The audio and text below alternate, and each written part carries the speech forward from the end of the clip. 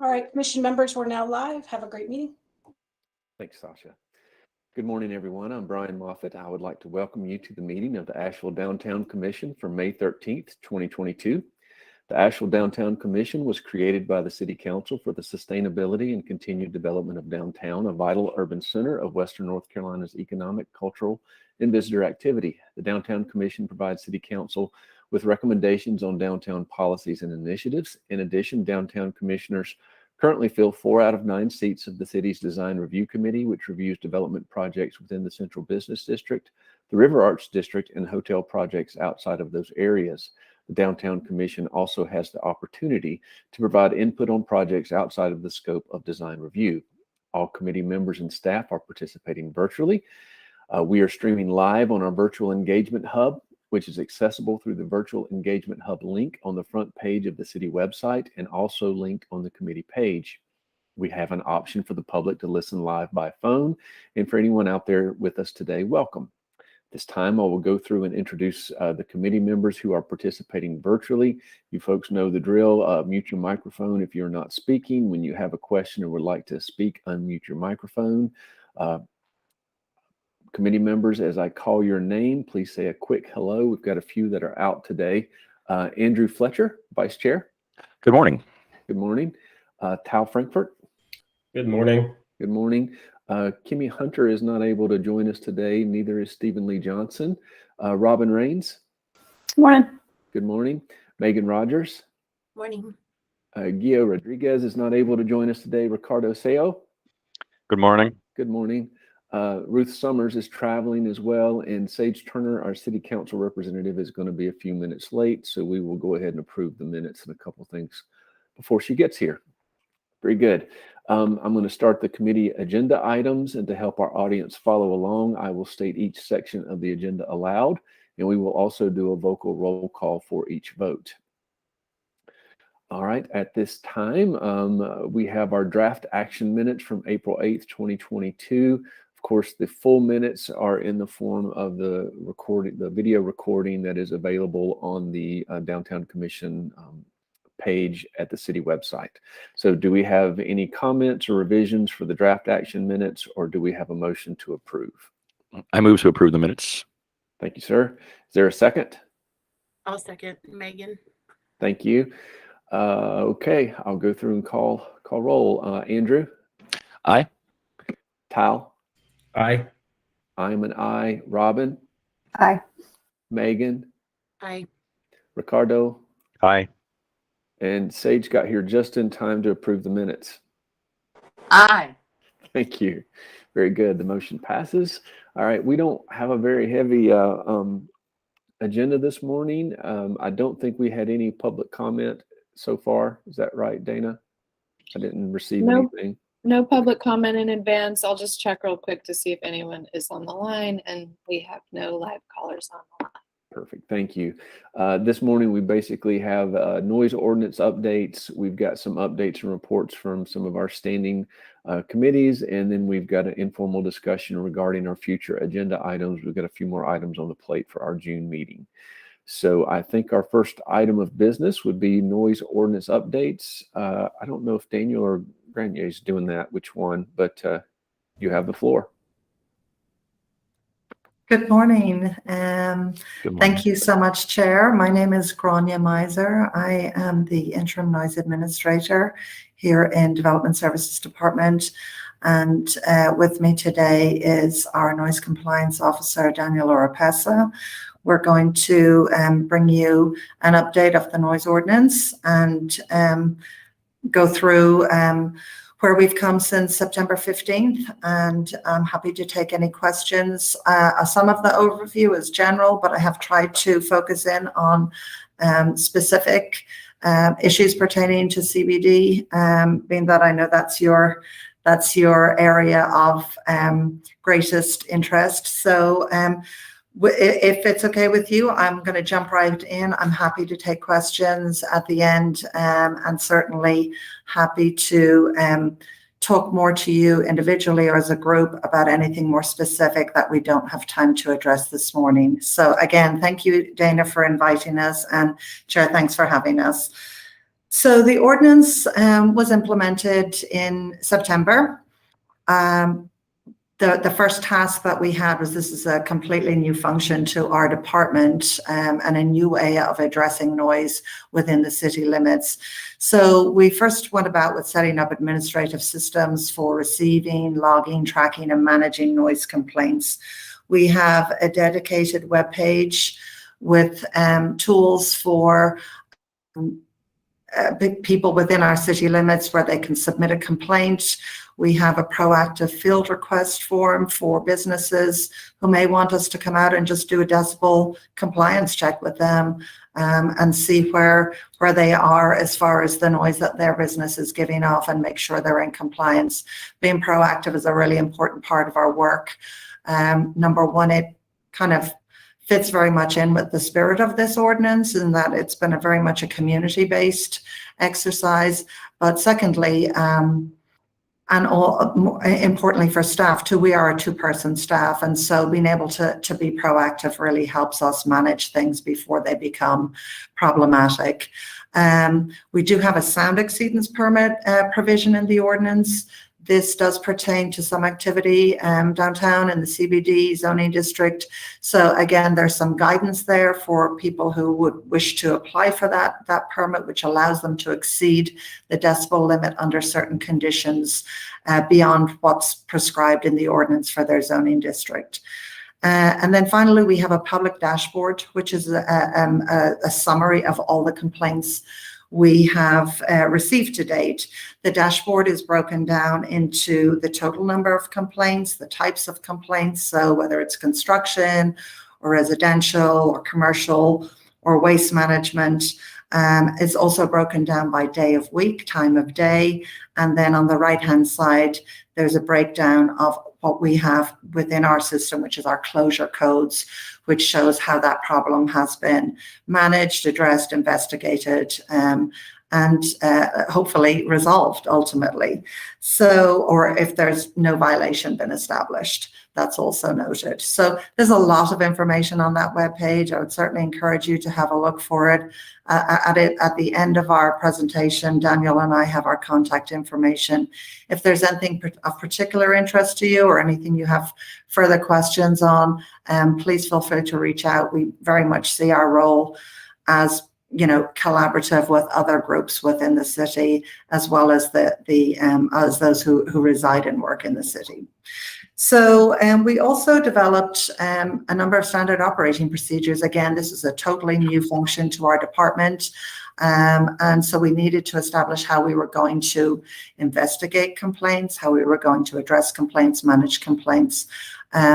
Those SOPs have a very serious focus on fairness and equity in this process, so that we're treating everybody in the same way, we're attending to complaints in the same way, and there's consistency in how staff address complaints.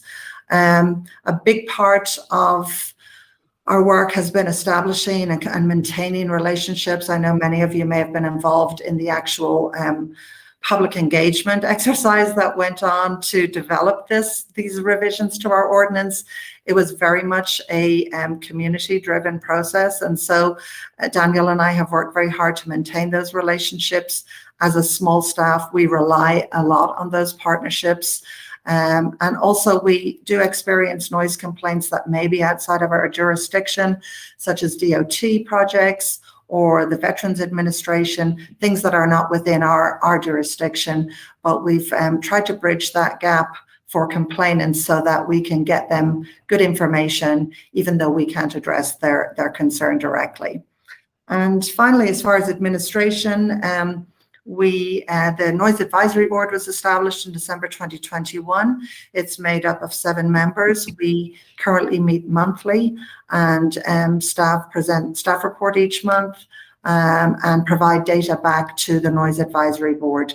Their role is to assess the effectiveness of the ordinance, and staff's role in that regard is to provide them feedback and data as to what we're seeing trend-wise.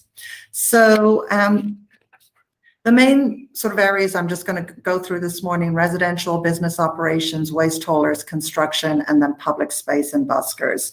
Most of these are general to the city at large, but I have tried to be more specific about CBD concerns within that.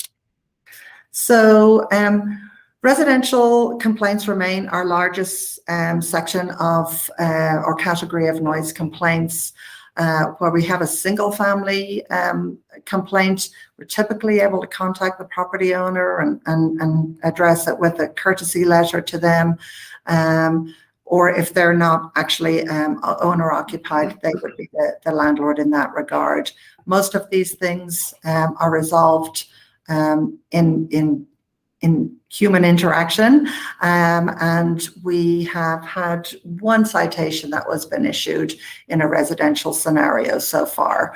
Our goal here is never to be punitive. Our goal and the goal of the ordinance and certainly the goal of staff is always to seek to gain voluntary compliance by people interacting with each other, communicating with each other, and being good neighbors. So for multifamily residential complexes, we to date think we have about 67 total within the city. Yeah. And for a staff of 2, that's a lot. So we have ongoing great relationships.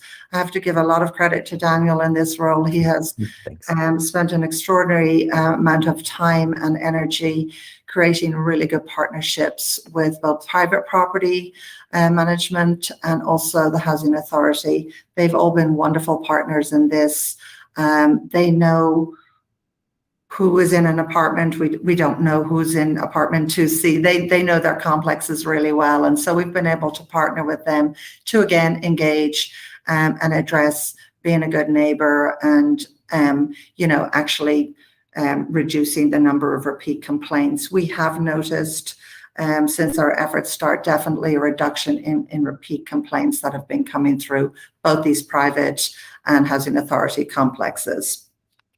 For business operations, I'll talk briefly about non-public space because they're 2 very different. So in the central business district, in non-public space, that would be bars, restaurants, body shops, any other business, commercial business.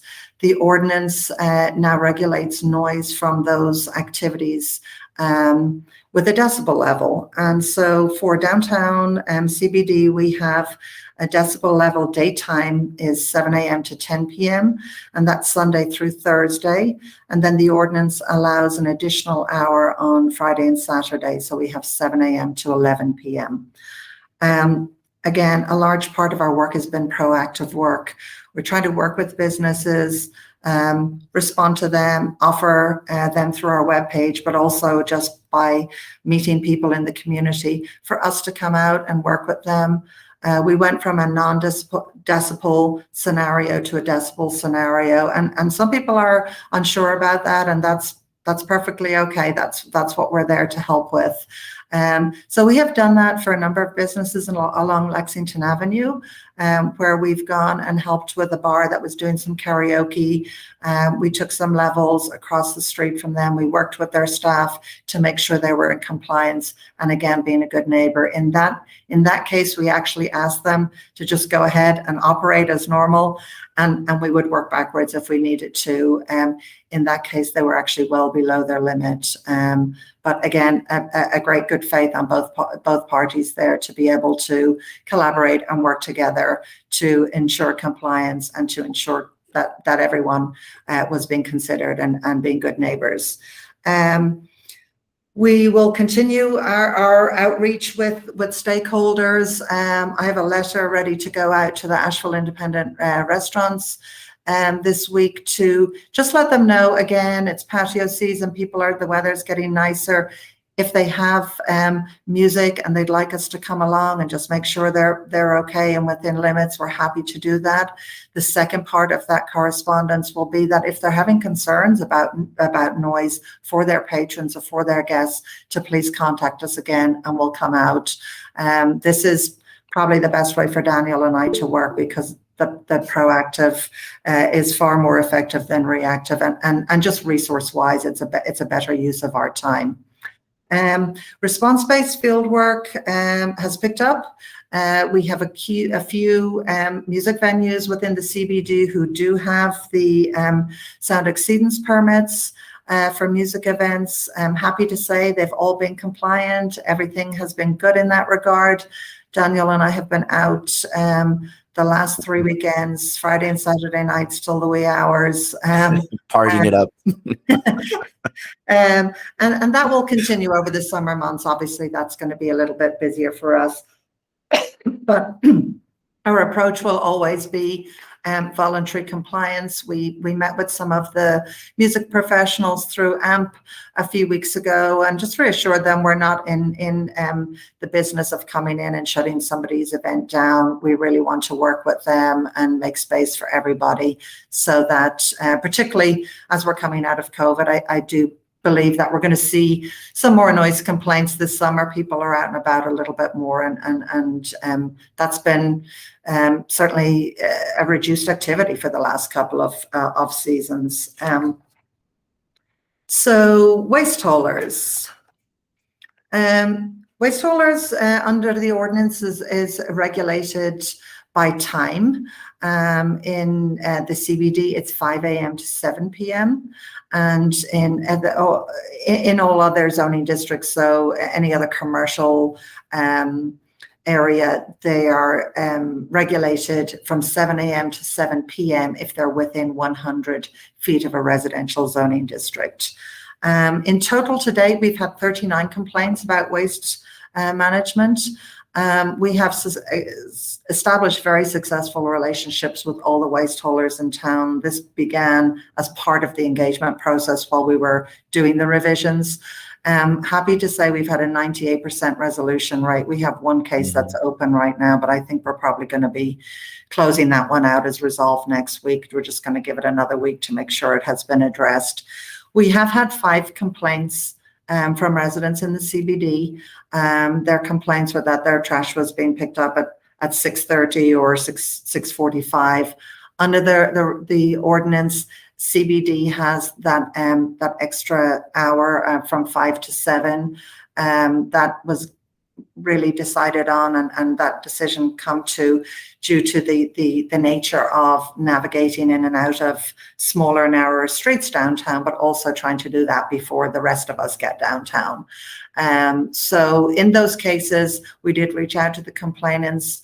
We did check based on the addresses that these addresses were within CBD. And so in this case, although there was a complaint, the actual waste hauler was in compliance with the requirements of the ordinance. The next section is construction.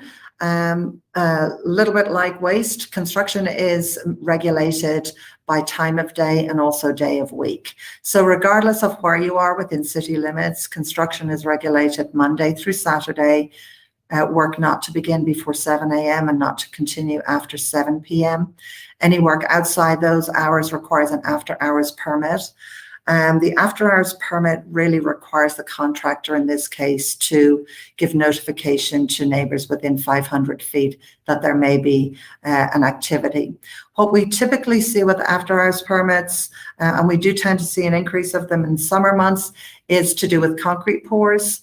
And that's to do with heat and humidity. So typically those activities need to take place at 2 a.m., 3 a.m.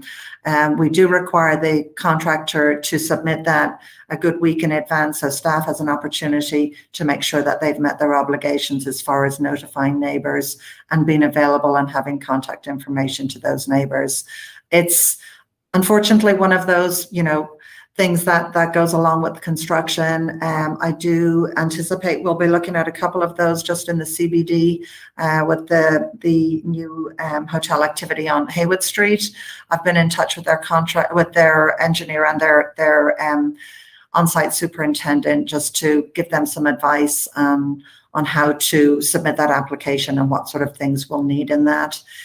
To that regard, again, I'm going back through both the Asheville Home Builders Association, and also as DSD, we have a great opportunity and ability to reach out to contractors through our permitting system. So I also have some correspondence going out to them. early next week to just remind them of their obligations. It's seen as this is more likely a time of year that we'll see those after hours requests to come in, remind them. And also we've put in our correspondence, a draft document as to the types of information they'll need to put in that to notify their neighbours. And that information will include some contact information for a contractor and on site. So again, the construction's been a really successful component.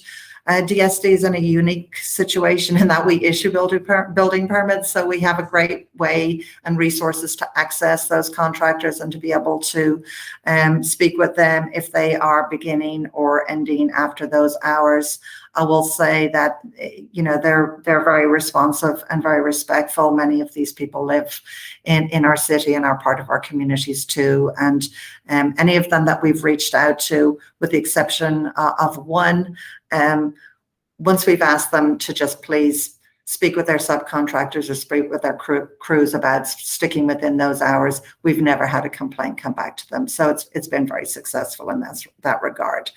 Little problem there, and some of the construction noise comes to us, and when we follow up, people don't know where it is. So, sometimes it may be outside the city limits, or it may be a one-off. In some cases, we have had some construction that has been DOT or VA, which again, we don't have any jurisdiction over, but we've tried to connect those folks with those agencies so they can give them some information. So, public space within the CBD is of big interest to you as a group, I'm sure. So noise from public space within the CBD is regulated through the noise disturbance standard, which the 5 categories that staff would look at is the time of day, the noise volume and intensity of the noise, whether the noise has been enhanced by amplification, megaphone, or any other mechanical means, the frequentness and duration of the noise, and the nature of the zoning in the area. So Daniel and I started last fall to really try and establish relationships with the buskers, get to know them before a lot of them left for the winter months. We certainly want to have a good partnership with them. I think we've done a good job at that. We really didn't want our first encounter with people to be about noise. We really wanted to introduce ourselves and become familiar with them and know them by name, so that if we did have a noise issue with them, that it wasn't a confrontational, it was respectful and something that was productive. So we have done that with both the busking community and also with some of the public demonstrators and activists and preachers that tend to gather in the area, the western portion of Pack Square. We've also updated the street performer guide so that we've got the new ordinance in there. The new ordinance really doesn't affect public space. That noise disturbance standard still applies, but we did want to update our information so that Dana and John Philman were not on there, and Daniel and I were on there as contacts. We've also worked with Lyle Rickards of the Busker Collective to give him some of his information there so that people can contact him also. So as far as total complaints in September 15th for public space specific to CBD, we have had 50 complaints. 26 of them have been about protesters or activists. 18 of them have been about buskers. 6 are of unknown, and 37 of those 50 complaints did mention amplification. So I think that's an important fact. The challenges that we face as staff is the subjective standard. It's hard to, you can engage with somebody, and once you get in the car and walk away, we've no, unless there's good faith on both parts, we've no way to know that engagement is going to have been effective. Availability for us to be downtown for 6 or 8 hours on a Saturday or Sunday or even a Friday is difficult when we're also trying to stack ongoing monitoring to other sources around the city, music, particularly this time of year. So another challenge that we notice a lot of complainants when we circle back to them and respond to a complaint. There is a little bit of a mix between content, particularly with some of the activists, versus volume. Again, we have nothing we can offer on content at all, as you all know. And then the other thing that we've noticed is there is quite a bit of activity about vehicle noise in that area of downtown, in that Pack Square area. The ordinance does retain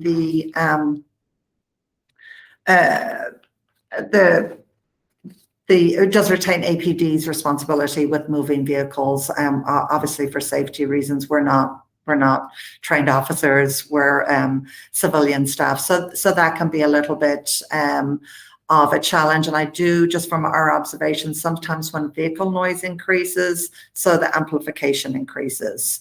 So that's definitely a challenge. We expect to see. Nope, kind of lost you there.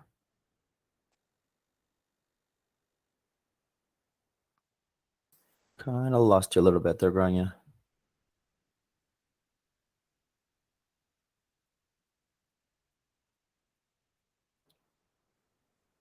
Daniel, while we wait for Granny to come back online, that dashboard is pretty neat. I got a couple quick questions, if you don't mind. We can start to drill down. I think she was going to go into expecting to increase in complaints in the summer and so on, and go from there.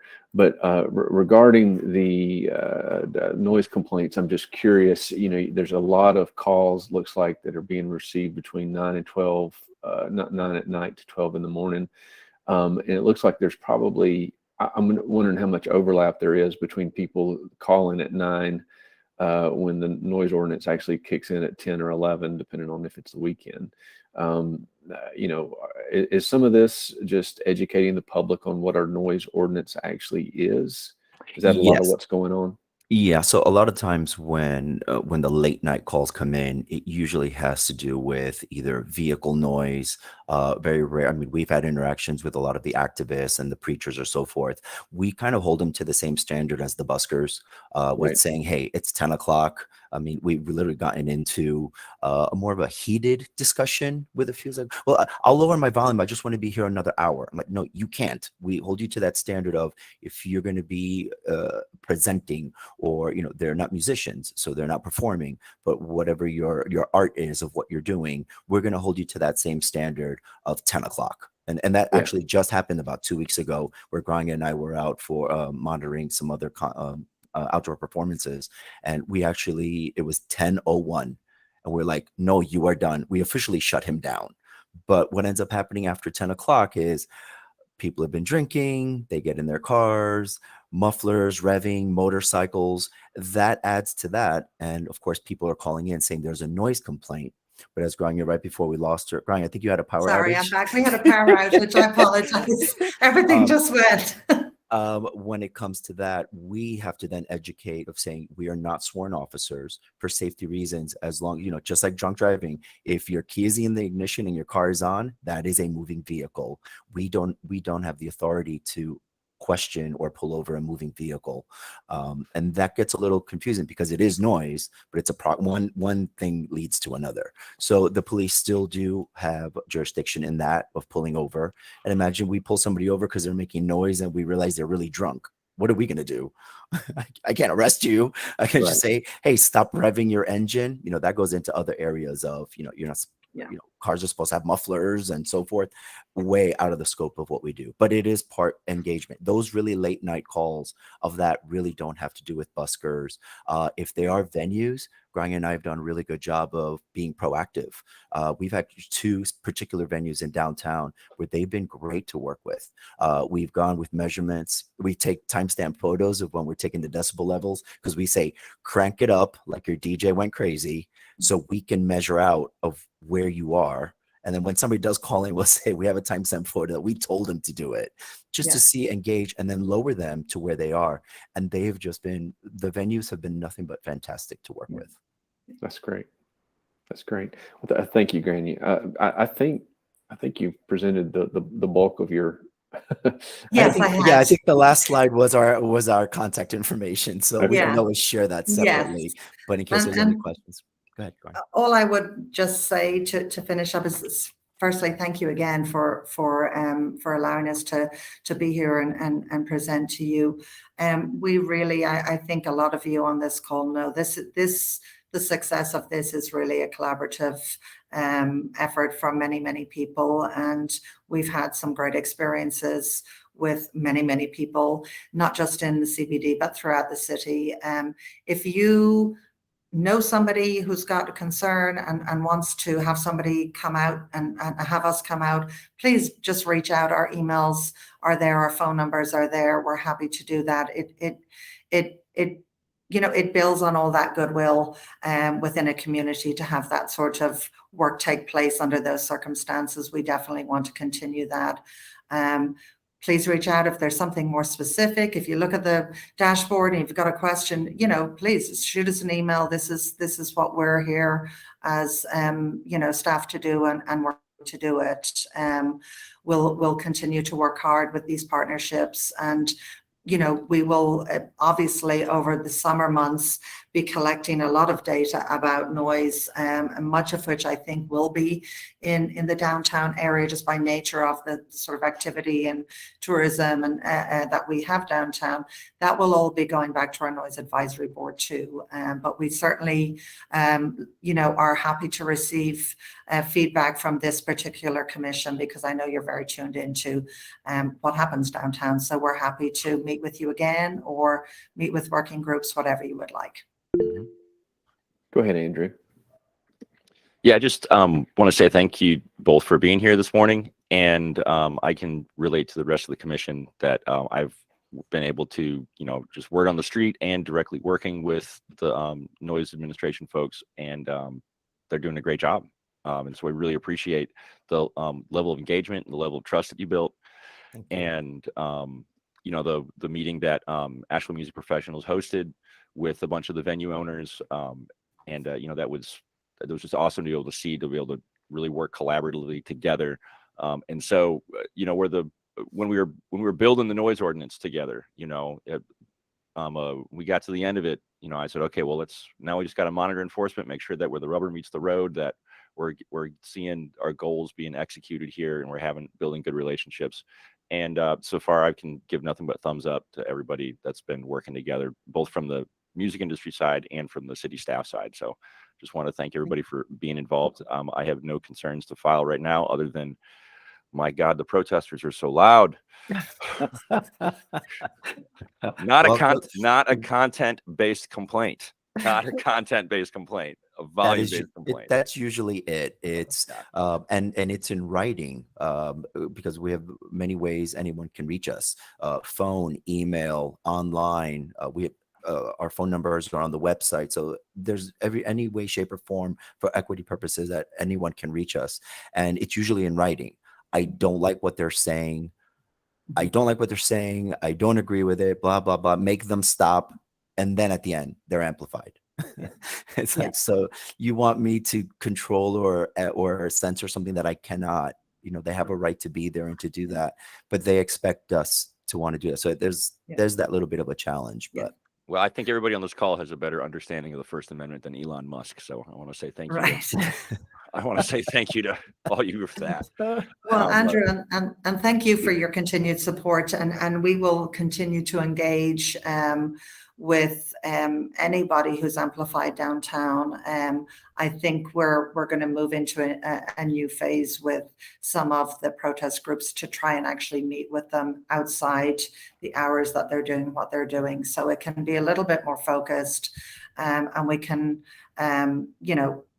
try and establish some goodwill there as far as the work that we do in getting them to an acceptable volume, but then having to get back in our car and go somewhere else, having some faith there that when we've made that engagement effort, that will be contained. Yeah, well, good luck to you with that. Thank you. Tal, you have your hand up. Go ahead. Yeah, first I want to commend you for putting that dashboard up. It's nice to see all the data. I would love to see kind of like how long it takes to resolve a case too, from resolution? Oh, that's a tricky one. Yeah. We discuss this with our board every month. You think I'll just always use the example of waste hauler, for example. In some situations, I'll give you an easy example. Yesterday, we had a complaint about a busker. Mhm. Grania and I happened to be in the office. We went, met with the busker. We've never met him before. Super nice. He was charming. He was apologetic. He wanted us to convey his apologies to the business he was bothering. The nicest interaction we can ever have. Yeah, it was delightful. If this type of complaint came in every day, we wouldn't have a job. Mhm. It couldn't be any better. So that was resolved in, I would say, 3 hours. Yeah. But now you take, say, for example, waste hauler. Well, waste hauler, on most parts, it gets picked up once a week. So we get the complaint on week 1. We do our engagement. We do the whatever we have to do. Week 2, we'll see, did something happen? Are we successful? If maybe there was a mishap or miscommunication, we'll go into week 3 where we might have to issue some sort of warning or so.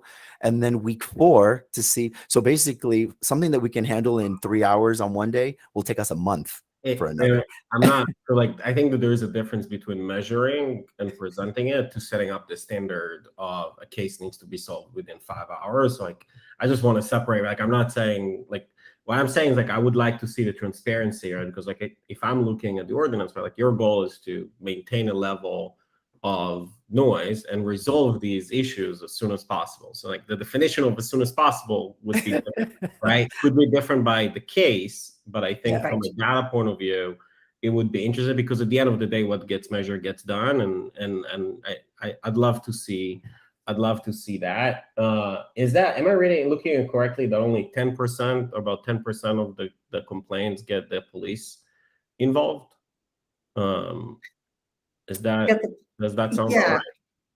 But how big is So the team? Like, how are you? Like, I'm interested. Like, that's really low. Which, how big is the team that is handling all these complaints? 2. You're looking at them. It's us. Yeah, that's amazing. Well, we have a lot of good partnerships, Tal. I think that's again part of good relationships. The waste haulers have been super to work with. The construction, the general contractors have been really good to work with.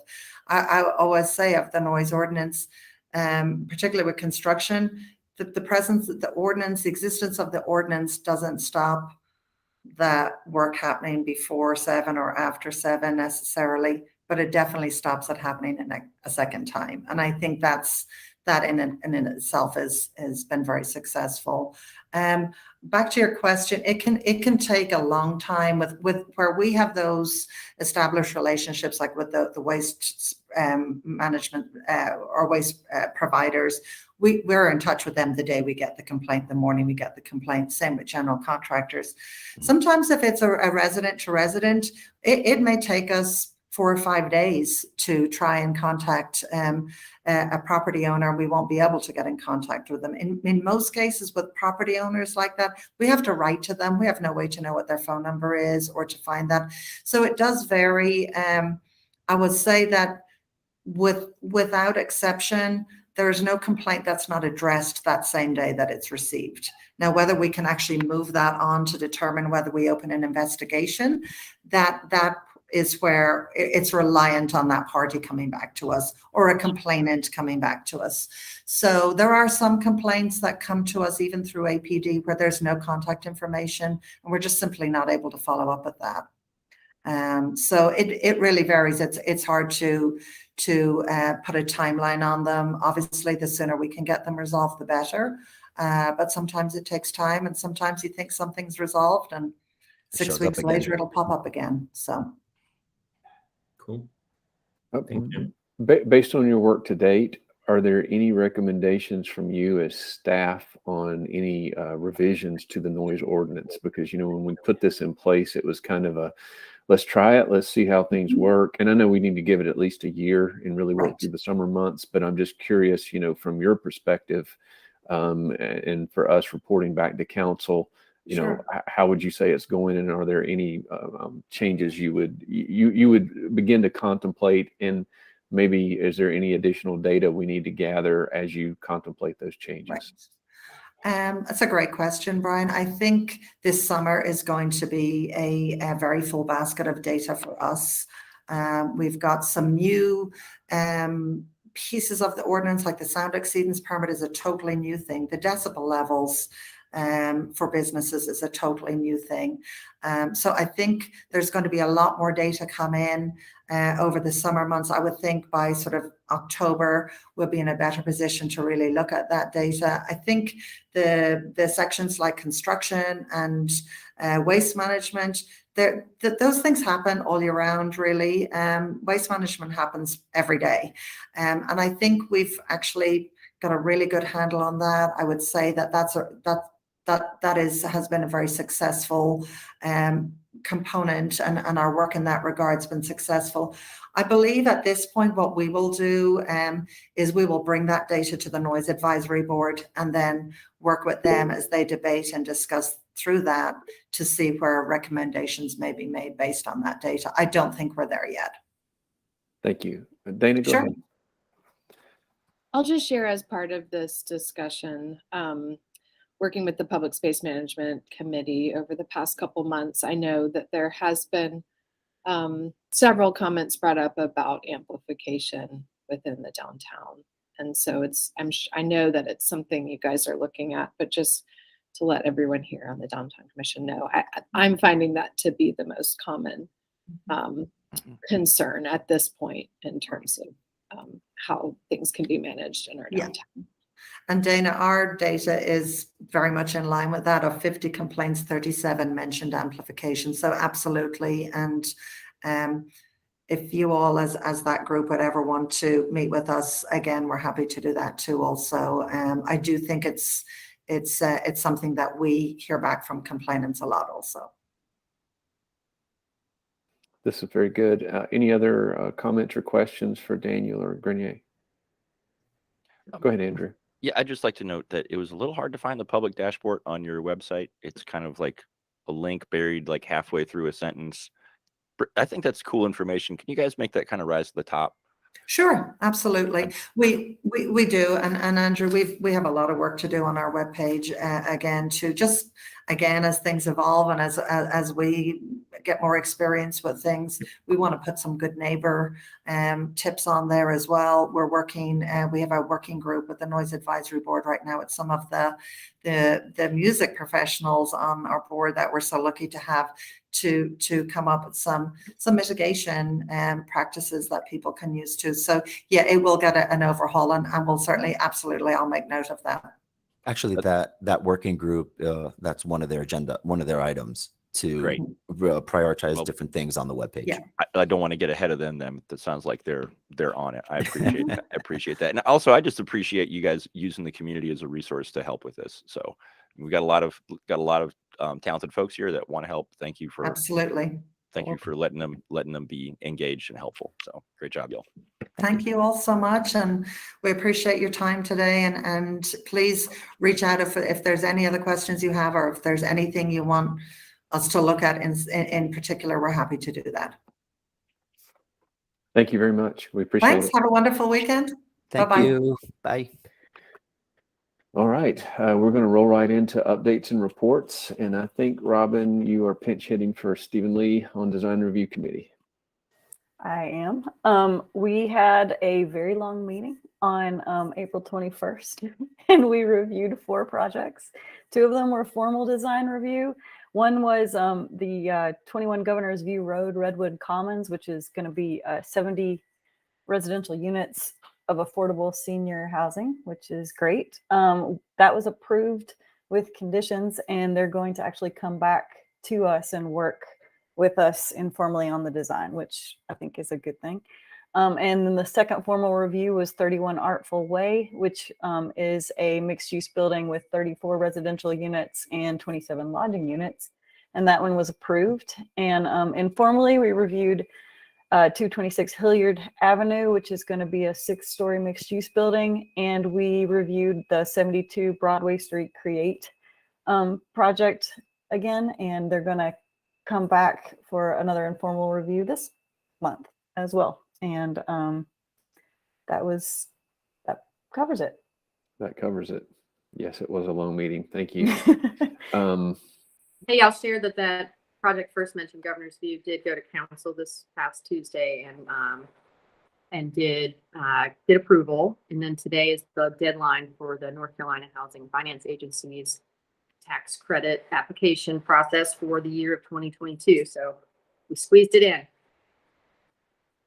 Very good. Okay, Asheville Downtown Association, Megan. Yep. Good morning. Our morning. focus mostly the last couple of months has been on getting events going again. So we had a very successful April Downtown After 5. That's a new date for us. So we're doing 6 Downtown After 5s this year. Next one is actually a week from today. We've got a mix of local and touring bands throughout the summer through September. We also produced last weekend's Steep Canyon Rangers show, which was very successful, and are working on the big 4th of July event. So all of those are coming up soon. And fortunately, I have hired an event manager, so it's making that work much, much easier. And just one other thing I want to talk about, which is what we've called a walkability study in the past. We used to do it every other year where we send teams out and sort of separate downtown into sections and ask them to sort of audit the pedestrian experience in downtown. Last time we did it was fall of 2019, so it's definitely time to bring that back. We were able to use an app that the city actually produced through their GIS office, and it worked awesome. Made it really just a lot easier to feed that information directly into that system. So we're looking at doing that in September.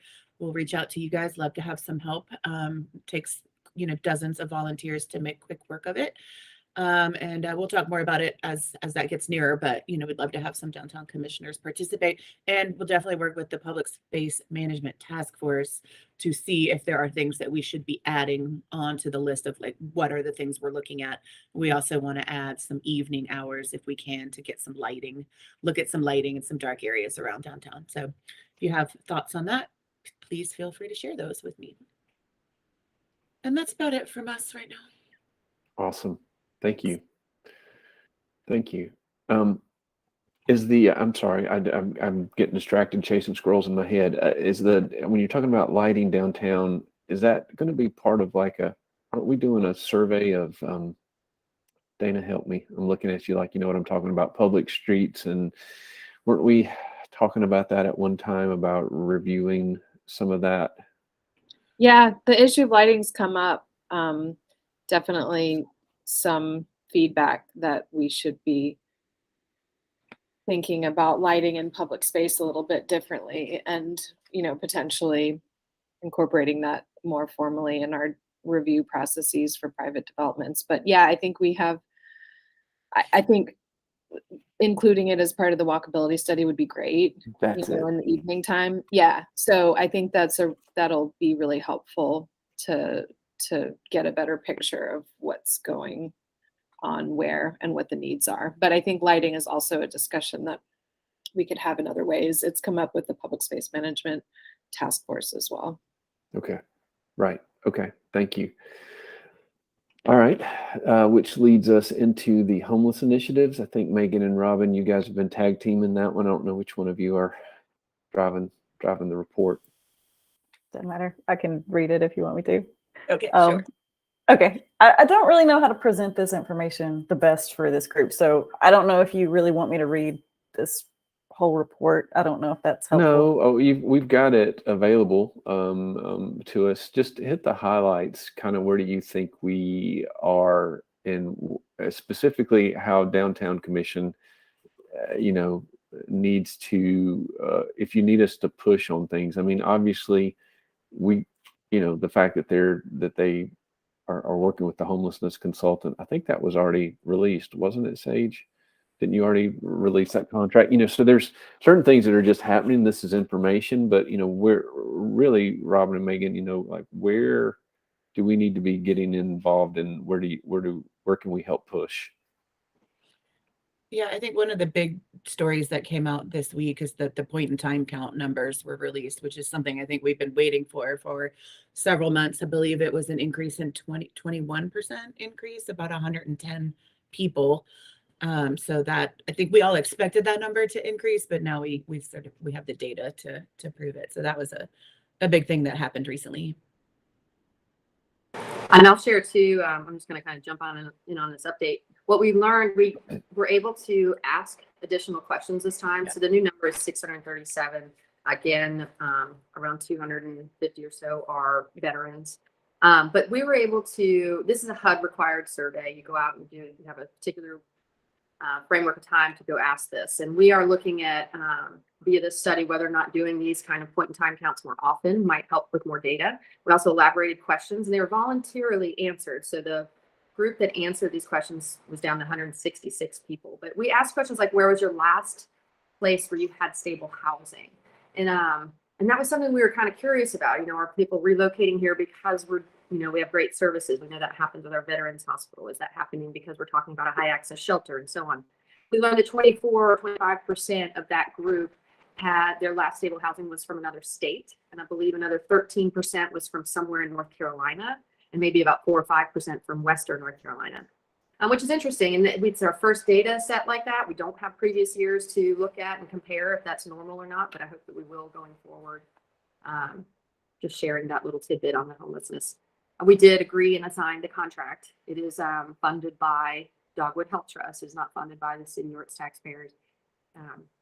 And that should be pretty informative. I'm excited to hear more about it. It's going to look at all systems, all organizations, all tools, what's missing, where are the gaps, what's the funding need, etc.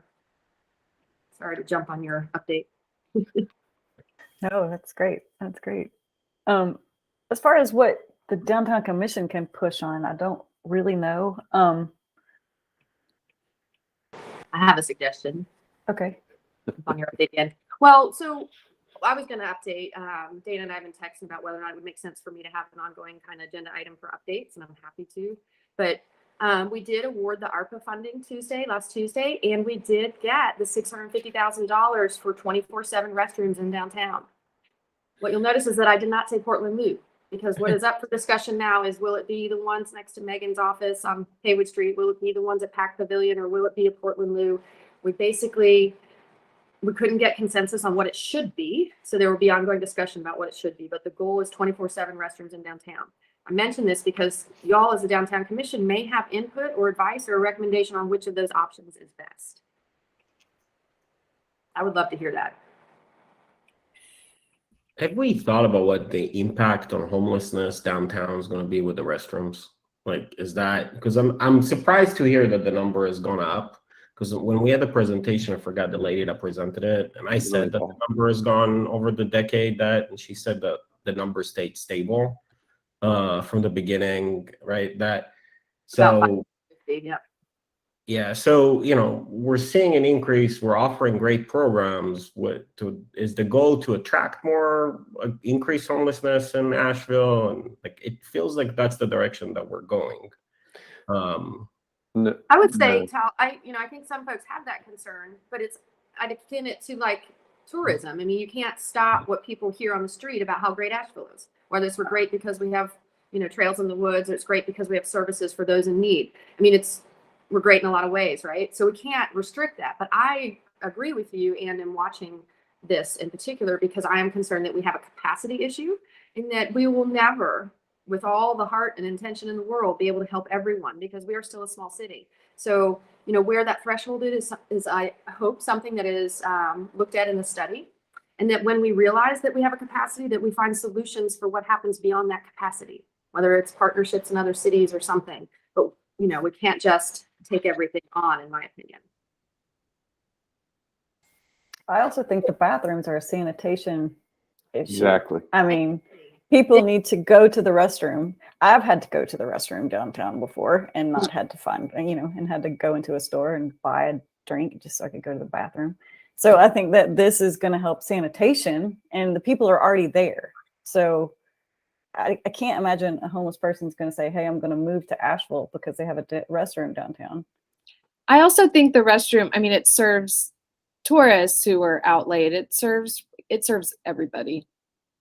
Agreed. Absolutely. Young families with kids walking around downtown. I remember the AK's office and seeing that walk up a lot. Go ahead, Andrew. Yeah, I just want to know, I think that there's an intrinsic link between homelessness and panhandling and tourism. that we're never going to be able to unpack, right? It's just, I think that this is just part of the structure of tourism, is that there is money in pockets that is trying to find places to go, and there are people who want to grab and people who want to get their piece of it. So I think that if we're going to say, hey, we have a long-term relationship with tourism, then we're going to have a long-term relationship with all the things that surround tourism, and handling as a form of income for people experiencing houselessness, I think is part of that relationship that we're going to have with tourism. And I don't think we'll ever be able to do anything about that. I think we need to see what that is, understand what that component of it is, and operate from there. Go ahead, Tal. Yeah, I completely agree, though. There's nothing we're going to be able to do. And I think that's part of the reason I had an issue with the goal of eradicating homelessness in the last report. It's just an unrealistic expectation to really do that. But, and I have no objection to any of the programs. I think that it's an important cause, and we should be there to support all the people that need us. I think that we also need to increase the support around it, because the issue, that I have when I go downtown with my kids is not that there are homelessness, is that we don't feel safe. So if we're increasing the services and we're seeing an increase of people that are in the streets, where is the increase to to the support environment to make sure that we're safe downtown? I heard that only 5 police officers in the entire Asheville Police Department actually live in Asheville, including the chief of police, by the way, that doesn't live in Asheville. So what are we doing about that, and allowing basically that the police force to actually grow and support the growth in homelessness that we're seeing downtown?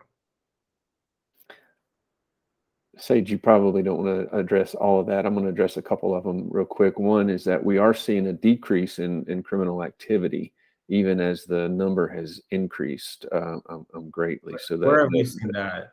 That's in the report right there regarding a Hope Day shelter, decreasing calls for service, decreasing criminal activity. There's a full report that's linked.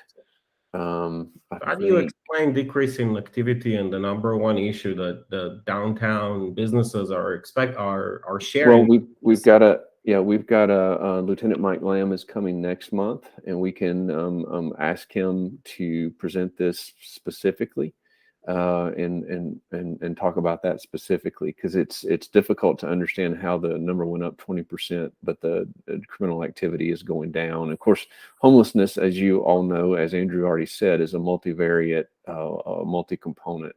It's not the same 500 people or 600 people all the time. Anyway. Sage, you had your hand up. You want to go ahead, and then Megan? Sure, just a couple brief things.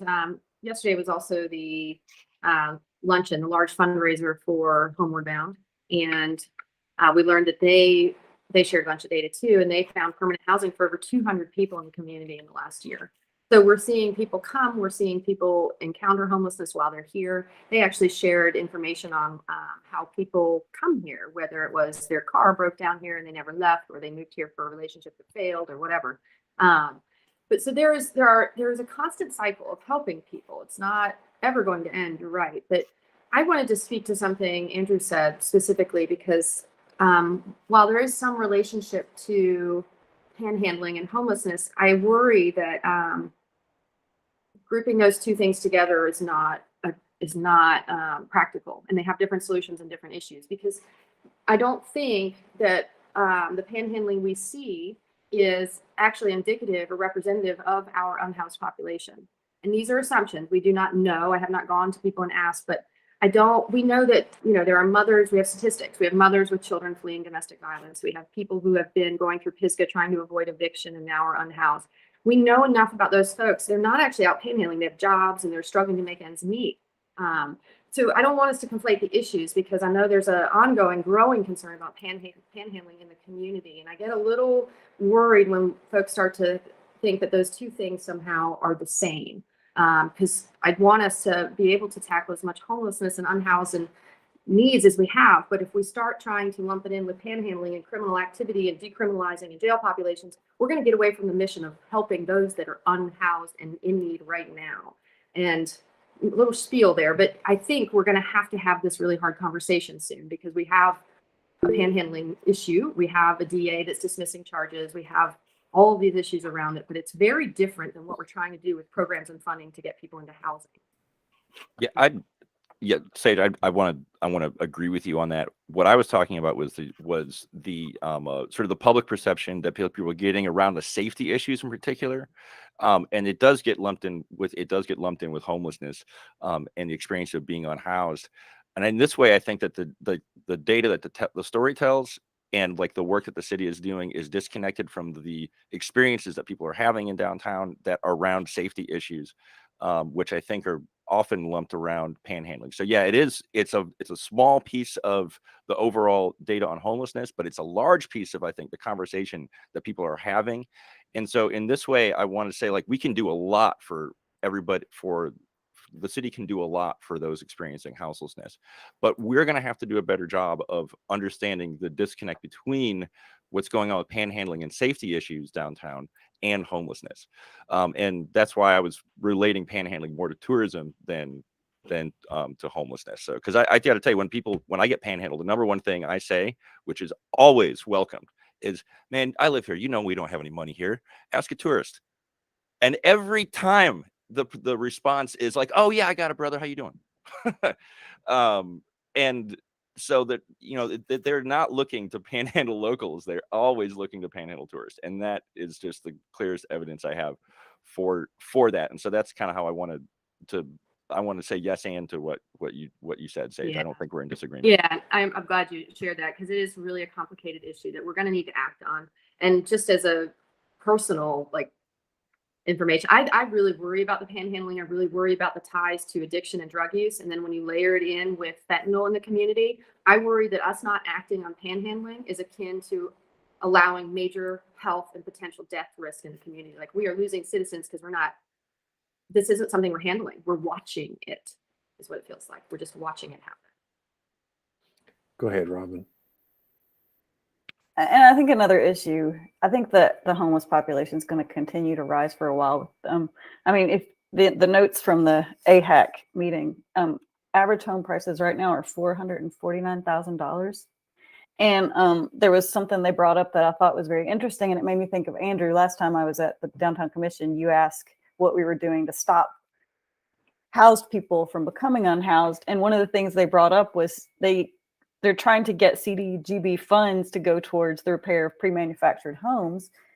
And right now, pre-manufactured homes are considered motor vehicles, so they don't. So there are people living in these pre-manufactured homes that can't afford repairs. And once their pre-manufactured home is unrepairable, they may be homeless. So there's a lot going on with cost of living right now that I think is making this a big deal too.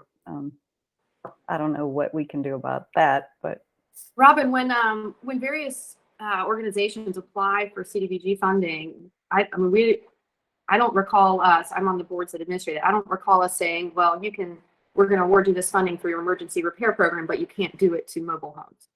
We never like added that clause. So now the city might not directly, but we're funding organizations that do that work. So right. They said there was something in the language of what a home was. I mean, it was in the meeting that the definition of a home, was not that a pre-manufactured home was a motor vehicle. So that was what they said. That out offline. Yeah. Okay. Thanks for getting into the weeds on that, Robin. I did not know that. That is worth knowing that because that's kind of classist, you know. Oh, you only get help if you can afford a certain type of home. You know, that's not great. Obviously, you know, we got to be able to make sure that our help reaches, you know, the strata that it needs to be reaching here. And I think that would be a significant roadblock if that's true. So thanks for diving on that. That went a lot longer than y'all intended. Thank you.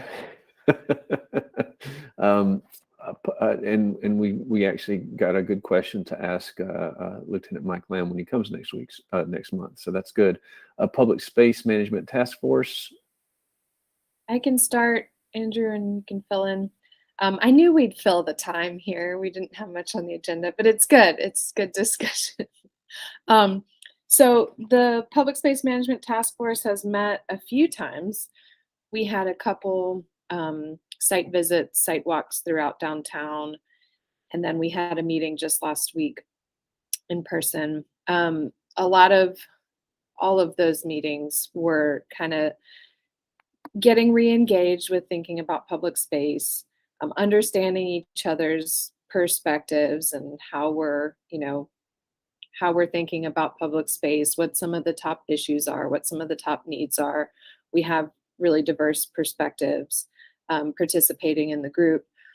And what we're working towards, so we have this public space management framework that was really laid out to represent what we learned in this big public survey that we did in 2019. And it outlines some of the benefits and some of the concerns for various uses of public space.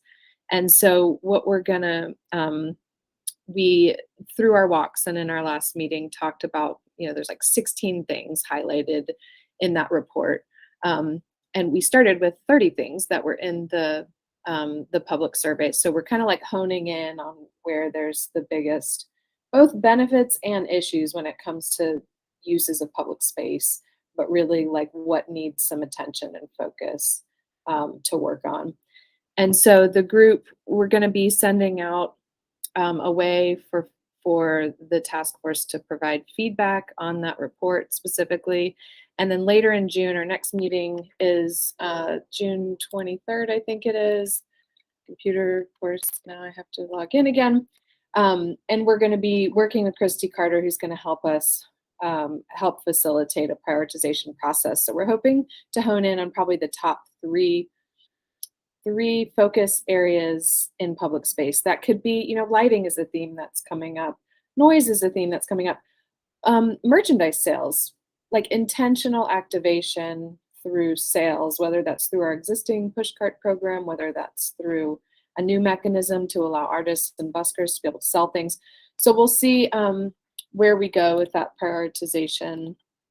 And yeah, and then so the committee, I could see kind of a more formal report out either before that prioritization process or maybe just after. And of course, I'm sure the group will welcome any comments or feedback that you have, but we have a couple, and Megan's participating, Andrew's participating, Stephen Lee missed the last meeting, but he's participating. So, so yeah, I think we're making some good progress, having some good discussions, and then we'll be honing in next month. Andrew, anything to add? Not that much. I will say that I think some of our work is highlighting some other needs that we have. For instance, an update to like key pedestrian corridors, because it seems like that it's going to be a component to how these recommendations get advanced. So it seems that we are finding some other needs that we would need to use to really complete this. And also, just want to note the challenge, which is I also see as an opportunity, in that on these walkarounds that we do, it does seem that every site that we look at poses a distinctive set of challenges and opportunities. And so I do think that it's going to be really hard to get to a one-size-fits-all based recommendation. And a lot of this stuff is going to have to be site-specific work. And so being able to set something up so that staff can do really good site-specific work that is still consistent around the CBD, I think is one of the challenge. But I think also it's a real opportunity to make some really interesting placemaking stuff happen. So I just want to point that out, that is definitely something that I see I see on the horizon as far as where the report is gonna go. But it's been an enjoyable bit of work. It's nice to go out and do field work and walk around town with everybody. And it's amazing how when you get away from a table and you get on the sidewalk, then the realizations and the agreement about those challenges and opportunities really do seem to line up. So I'm a big fan of just going out with boots on the ground and investigating the conditions right there. So thanks to everybody. Thanks. And thanks also for highlighting updates to some of our existing guidelines and plans, the key pedestrian streets. Something that may very well come out of this that we've talked about for quite some time is the need for a downtown streetscape plan. right? So that we have this like roadmap, and there are a lot of areas that have some very specific opportunities and challenges. Every location and every place is unique. At the same time, like, can we look at that and identify, key opportunities on certain corridors or limitations on other corridors? And so that might be, I do feel like we're laying a good groundwork to be able to recognize the need for something like that and help us get to that point. All right, and then Dana, just go ahead and wrap it up with the update report, and then we can talk about next month's stuff. Pull this up. Sure. See that? Okay. Pack Square Plaza improvements. So the city and county team interviewed firms last month, and we are currently negotiating with the top ranked firm. Exciting to note that we are launching a temporary public art program in Pack Square Plaza. That's going to happen in conjunction with this planning and visioning work, but we will be providing updates to the Art and Cultural Commission next week. We expect to launch that program in the next 1 to 2 weeks. So that's something to look out for. I'll make sure you guys have that information. South Slope Vision Plan, staff had planned to return to the Downtown Commission this month. It's going to be next month, but we got good feedback through the public survey, and staff is working on making updates. Sasha did go to the Planning and Economic Development Committee of Council in mid-April, got some good feedback. So once Sasha comes back to the Downtown Commission next month, you guys can vote formally to recommend approval. That will proceed to City Council likely in July. Wanted to highlight some parking updates. So our parking services staff has been reviewing utilization of meters in downtown, and in some areas that have underutilized meters, they've introduced some new monthly parking options. And it might seem like it's been a little while. I mean, it's been a while since the Downtown Commission's Parking and Transportation Committee met, but I know we hear feedback all the time from folks here, from the Downtown Association, from AIR, that we should be providing, that people need more monthly options and that folks need more affordable monthly options, particularly downtown workers. So staff has introduced some new opportunities, both 12-hour monthly parking, so you don't have to have access 24 hours a day. Maybe you're only working in the evenings, and so some more flexibility and some more affordable pricing with that. And also in some of these underutilized areas, new monthly spaces that are $50 and $60 per month. Just flagging a couple. I know we got a question about one of these areas under the I-240 overpass at Lexington. Another reason we made those monthly is because we're using these solar powered meters and they weren't getting much light under there. But I'm happy to provide a link to more information on the monthly parking. We need to do a better job getting the word out about this. I keep saying this, but I want to ask for y'all's help too in getting the word out about these monthly parking opportunities. So we have most of it available on the website. I want to work on some kind of more intentional promotions of this, hopefully very soon, and I want to make sure you guys are aware of that and can help get the word out. Yes, Andrew.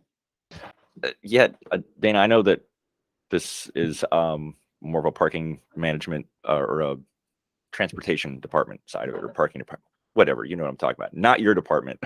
So thanks for the update, but I want to observe that it's not the switch at Lexington Avenue and these, like, there was not communicated at all. Employees there were like confused. They couldn't use this parking anymore. So it seems that we just made this parking inaccessible from like 9 to 5 to for people that had previously parked there. I mean, I'm looking right now and somebody posted on Asheville Politics about parking enforcement being serious on Lexington Avenue. This person had no idea that they could have possibly gotten a monthly spot here to like alleviate this pressure. Yeah, come on, parking management folks. If we're serious about managing parking, we have to be serious about communicating changes about parking out there. I mean, do we really want people to park legally? Or do we want to issue tickets to people? Like it doesn't, it really, I think it leaves a bad taste in people's mouths when they get tickets, but there's changes like this that might really help them that they don't get information from. They get interaction from an enforcement officer, but they don't get interaction from somebody who could actually help them solve their parking problem. So please communicate to the parking folks that information is a better tool than a ticketing officer if we're serious about our parking issues, and they're going to be making changes like this that they're not going to communicate to the public. Thanks, Andrew. I think that's really important feedback, and I'll definitely pass it along. I know that they've been in a staffing crisis situation. They do have a fairly new employee who is going to be able to do a little bit more of the communications work, but yeah, I think that's really important feedback, so thank you.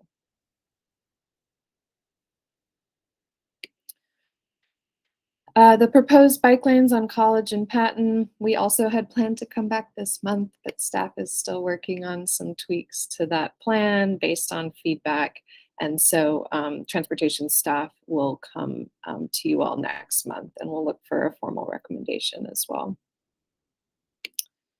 Carter and Patton stormwater and accessibility improvements. We're going to call this Project CAPS. It's going to be going on for a while, about 16 months, and it includes stormwater upgrades in that whole vicinity, as well as sidewalk and accessibility improvements on Patton up to South French Broad. We are getting a press release out literally any minute. Maybe it's already come out, and there's going to have information about an upcoming, not yet, upcoming site visit, as well as a virtual meeting opportunity to get more information about this project. There are going to be some impacts. There's going to be some lane closures and street closures. So we're going to set up some notification tools similarly to what we did for the Haywood Streetscape project, where you can sign up for updates, and then every couple weeks or so we'll send out what types of impacts folks can expect in the weeks and months ahead.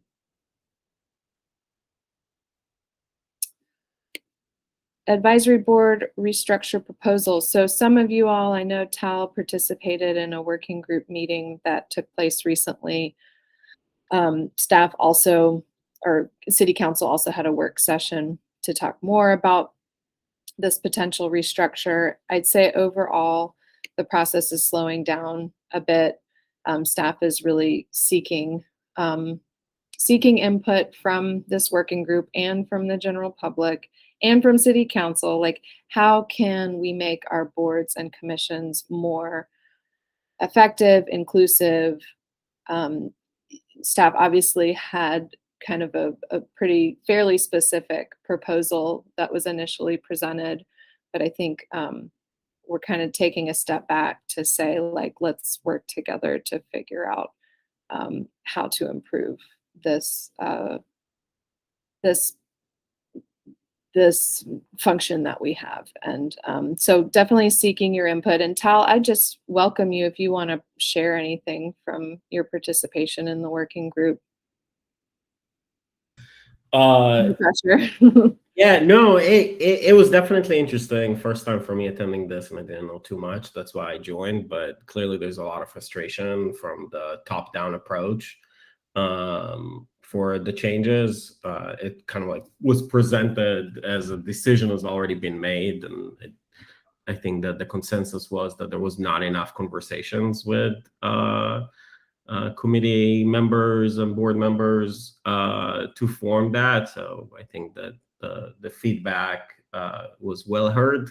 There were a lot of people on that call. So I think what I shared with you is that I think we have to figure out other ways to drive change, and not. It was a lot of, there were a lot of complaints in a 2-hour session. Thanks. And Sage turned off her camera. If, anything to add on the board and commission restructure process? Unfortunately, No someone had pressure. come in my office and that's where I went off camera. So I didn't hear your discussion. But I think, I mean, at the council meeting, we heard a big update. We heard feedback from council women saying they wanted more detail. They wanted more examples. They wanted more information on where concerns in the community might fall under the various different commissions and committees. So I'm encouraging folks like out there that have different ideas. I had kind of expressed this at council that I thought when we put out an idea that there would be ideas returned back, not just it's this or not at all. So if this commission, like I spoke up for the downtown commission in the council meeting, actually, because I said, we don't have a dedicated planning body. We have Dana dedicated to downtown. We've lost Dana, got her back. She doesn't have a budget. If the downtown commission is gone, I'm not sure who's watching downtown. And it's like the hub of Western North Carolina economic activity. So I expressed some concern about that. And I think in general, we are looking for feedback. Like maybe it isn't 6 council committees, maybe it's 8, maybe there's a different way that it's split, just general feedback. And if y'all, want to have a conversation with me about it directly, feel free to reach out. Sage, was that what was communicated to the rest of the council, is that there was requests for additional detail? Well, I mean, the council meeting was just a presentation and we each shared our own personal thoughts about it. So it wasn't like all of council said, we vote on this and agree that we need more information. It was just dialogue because there will be more information coming. And one of the things I shared was that I was expecting some feedback from the community of alternative ways or different assortment of committees or whatever that might be. So just to make sure, because I know there was you were not, I don't think you were there. There was another councilwoman there. There was no request for additional detail.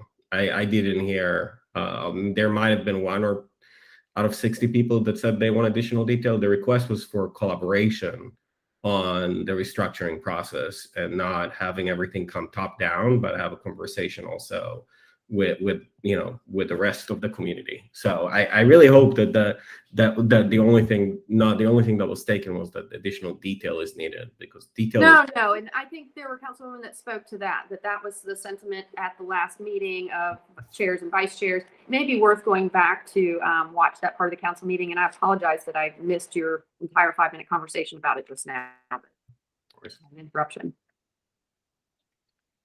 Yeah, I do think so. That was its own work session, and that recording is available. I didn't put a link in here, but it should be fairly easy to find. It should be on the project page.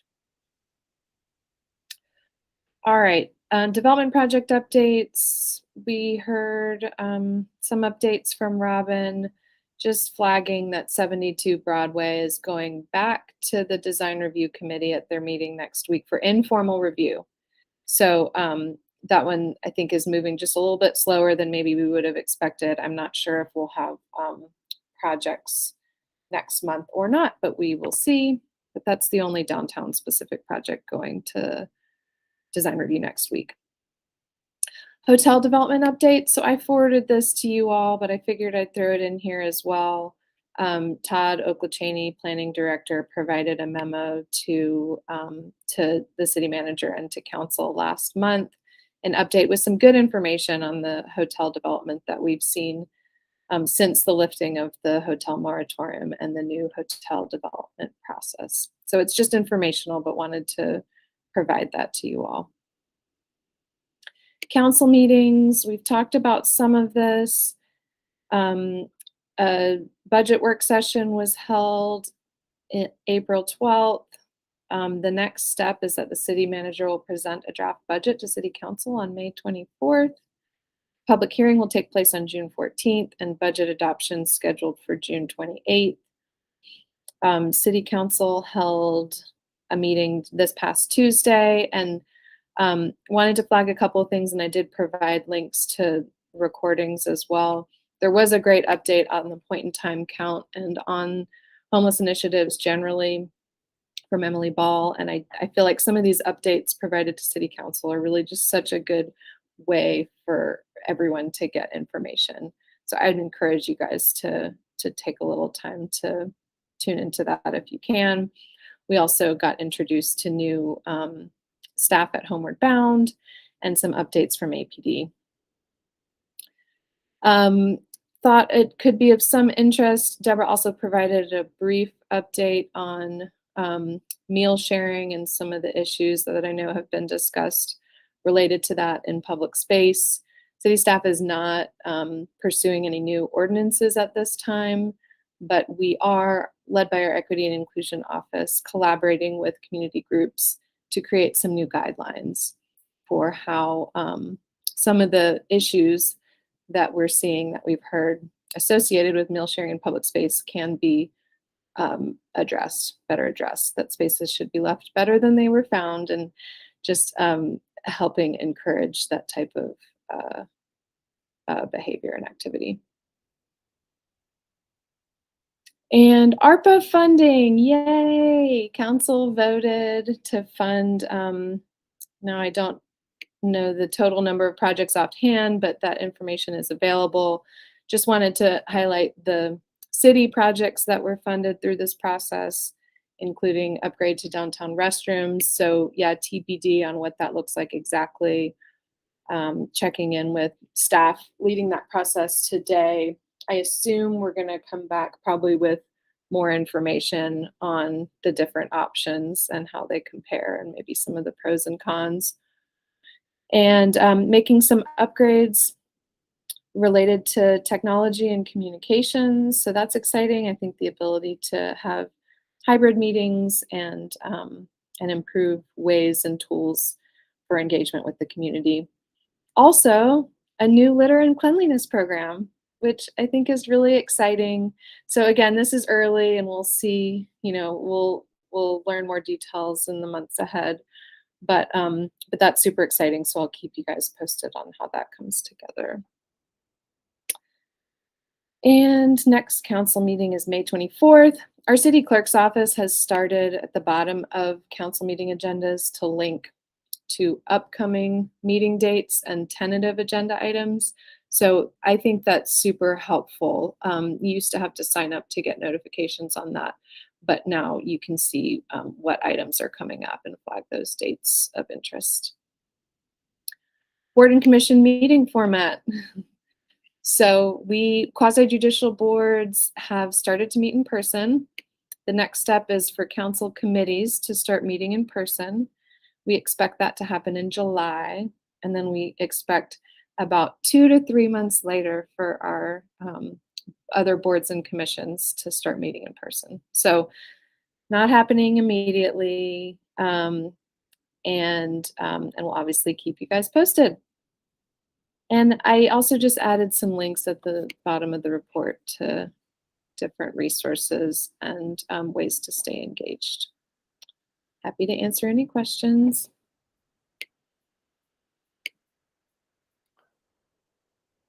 Cool. So our next monthly meeting, we will talk about our South Slope Southside Vision Plan updates. We will have a formal vote for recommendation to council at that time. Assuming that they can finish the tweaks, we will also have a vote and a recommendation for the college Patton bike lane updated plan. And we're also planning a public safety update from Lieutenant Mike Lamb with the City of Asheville APD. And I think that's pretty much it. Are there any other items for informal discussion or items that you want to see on the agenda next month?